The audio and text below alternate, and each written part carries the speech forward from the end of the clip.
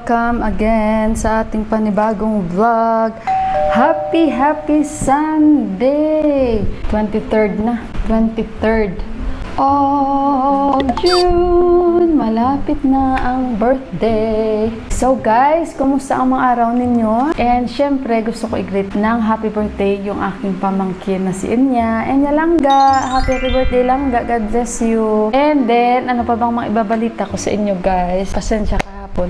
Wala tayong vlog kasi grabe yung brownout dito sa amin. Imagine nyo guys, kahapon na-stress talaga ako dahil gumawa ako ng tinapay. O yung nangyari sa tinapay ko, na ilagay ko na yung first na batch. Mga banda sa kalagitnaan guys, namatay. Si Johan, mama, saan na yung bread natin? Ay anak, nandyan pa sa loob ng ng oven. Tsaka walang kuryente kasi nga bumaba nga siya. Maya konti umilaw. Ay salamat, sabi ko, praise the Lord. Umilaw naman agad. Maya namatay. Namatay na naman kasi ganito yan dito guys. On, tapos off, on, off. Parang alam nyo yung nag-spark yun, tapos patay agad. Ganon yun. Hanggang sa yung tinapay ko guys, parang nanlamig na sa loob ng oven. Lalong-lalo na ngayon na hindi naman siya malamig at medyo mainit. So kaya talagang mabilis yung dough umalsa. So ito pala yung aking breakfast. Thank you Lord. May ketchup, may side up ako. Isa at nilagyan ko ng ketchup. And si Johan, syempre pumasok na kagabi. Anong oras na kami natulog? Pero thanks God dahil maaga namang natapos yung Portugal versus Turkey. So guys, i-flex ko lang sa inyo. Ito yung binili kong pantulog. Ayan. Usually guys, hindi ako hiyang sa may mga pa-lace-lace. Pero ito hindi ako nangati kasi parang ibang klase ito na pagka-lace. Meron kasing lace, diba, na parang masakit siya sa balat, na parang mangangati ka. Ito hindi. Actually guys, nagustuhan ko ito dahil yung design niya. And ayan o, may slit pa siya dito sa pagiliran. 3 piraso ito. Ito yung short niya. Diba? Ang cute.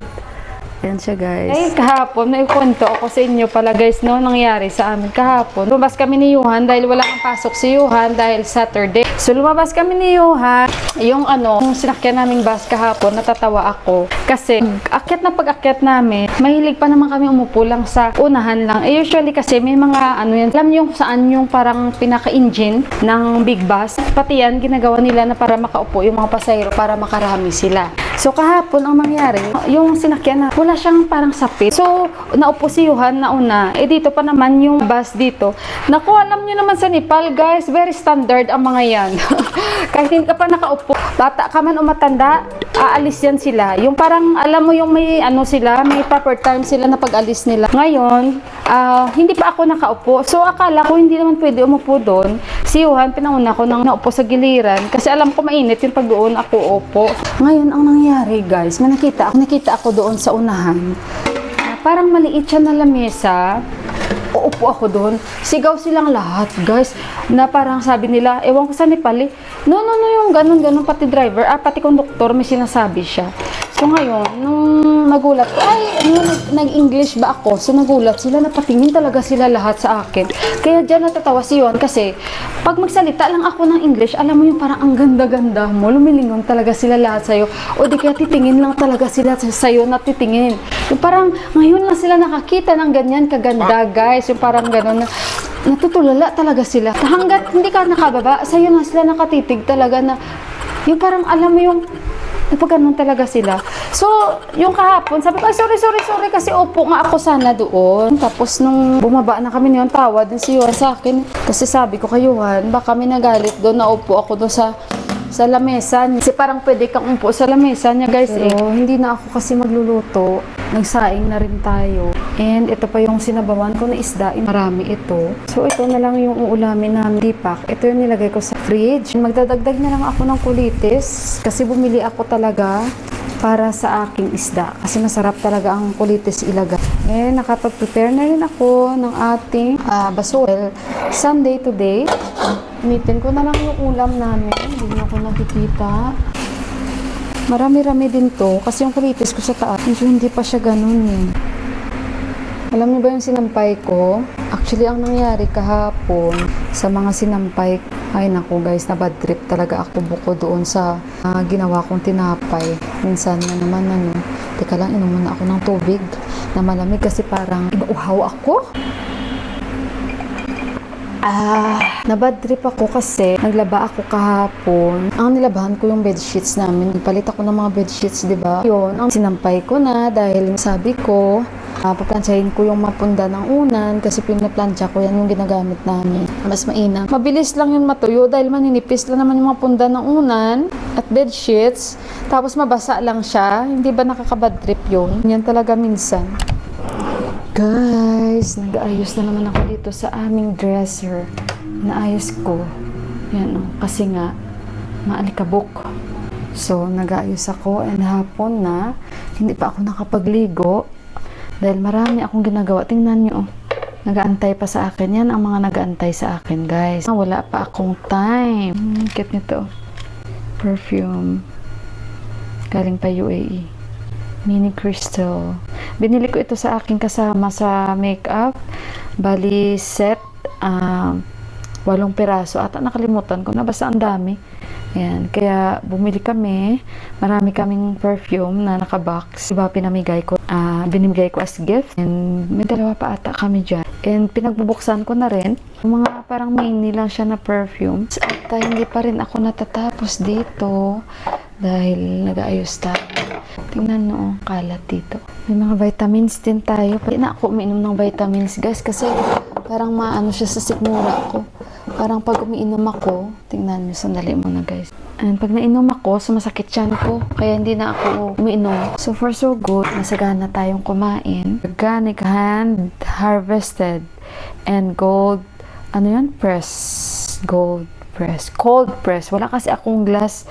So, ayan, parang sanitizer din ata ito, di ba? Dala pa ni brother-in-law ko. Organic. Aloe vera. Guys, ayan. Naba tayo. Wala kuryente. Ang init. So, kanina pa. Siguro mga na, guys. 2 hours na. Walang kuryente.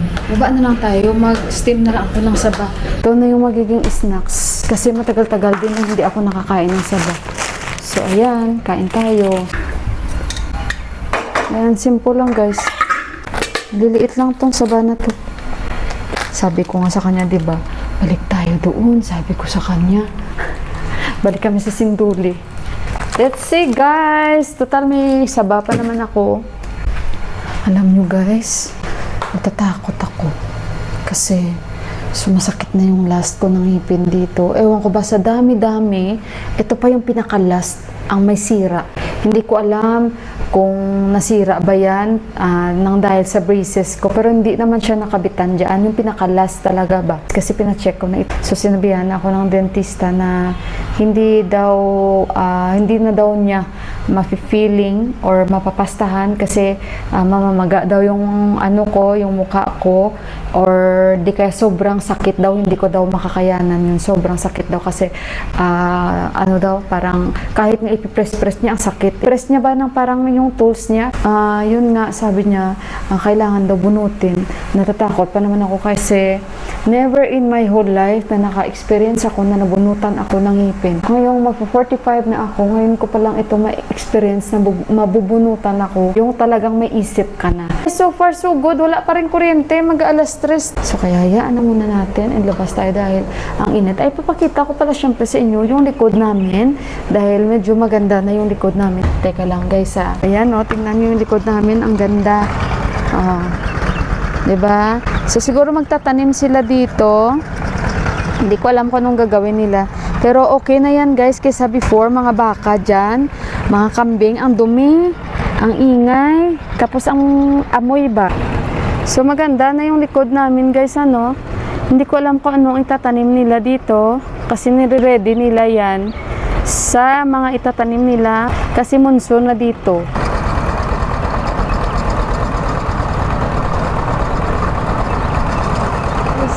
Ayan na, guys, yung aking saba. So, ito yung snacks ko. Hindi na ako mag-tea kasi nag-tea na ako kanina.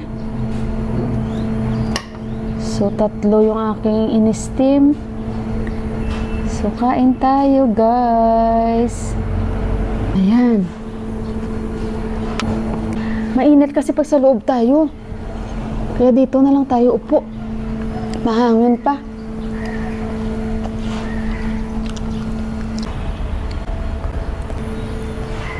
Yummy. Dalawa lang kinain ko. Takpan natin. Ito, nagamit ko na pala yung slide na cutter.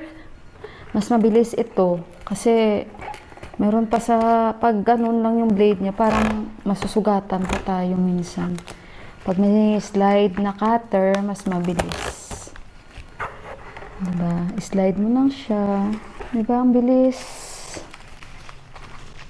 So, ito. Hindi ko naubos. Guys, so, mag-try ako dito sa laptop. Ito yung laptop ko. Ayan. Ito kay Deepak to. Sa work niya ito, guys. Grabe yung brownout. Susumpa mo talaga. May card reader dito si Deepak. Grabe talaga, guys. Lahat pa naman ng mga profile ko. Andun lahat sa Mac. Guys, nakakainis yung ganito, guys. Nakakainis talaga. Naiinis talaga ako. Our hearts beat to the city streets. We began to feel the fire. We rise like tall buildings as the chemicals they take us higher. The night's young. Na mag-ano na yung kuryente. Dahil bukod sa nabuboring na ako, napapaisip na naman ako, kakain ako. Sana ganyan na lang lagi. Kasi after ng regla, parang wala ka nang ganang kumain. Ganun yung naramdaman ko, guys. Pag re-reglahin ako, parang gusto ko kain ng kain.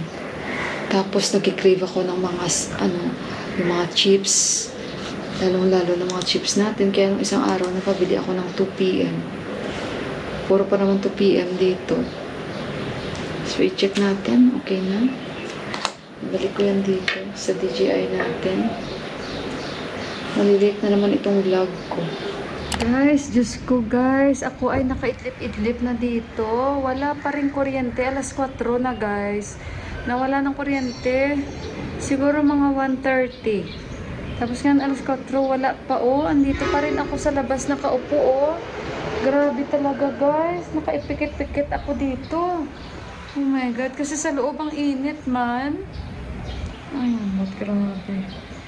Hindi pa ako natapos ng edit ko. Ay, amot Ay, nako guys. Naglulukuhan na kami ng dito. Ng ilaw. Wala na namang ilaw. Sorry guys. Ayan yung ating emergency light. Dito ko yan nilalagay sa kusina. Teka lang guys. Ay naku, galing kami sa labas ni Johan. Nagmamadali nga ako. Dahil may delivery kami ng bigas. Ngayon, brown out. Umilaw lang siya. Wala nga isang oras ang ilaw or wala nga mga ilang minuto. Wala talaga. Yung video ko naman. Yan si Johan. Bumili kami ng kartulina. Dahil may project siya na gagawa daw siya ng chart, computer chart. Ayan, may nahanap kami. Actually, blue na kulay, wala. Ito yung napaayos natin. Ayan. So, ayan guys, dahil, alas 7 na pala. Sabi ni Johan, Mama, you look like boy. Kasi ngayon sa kilay ko, sabi ko, anak, pasensya ka na kasi nakaidlip na talaga ako kanina. Baka nga naubos na yan. So, hayaan mo na. Ayan, ba't na naman guys, nakaka-stress itong brownout. Ewan ko bakit nowadays ganito na naman dito sa amin. Guys, sa wakas may kuryente na kami. May kuryente na. Pero I hope hindi na siya mag-off. Ayan, kasi patay sindi. Ay, so pasensya na kayo guys. Late na naman itong vlog ko. Pasensya talaga. And ayun, thank you so much. And may God bless you all. Ingat kayong lahat and I love you. Bye-bye guys!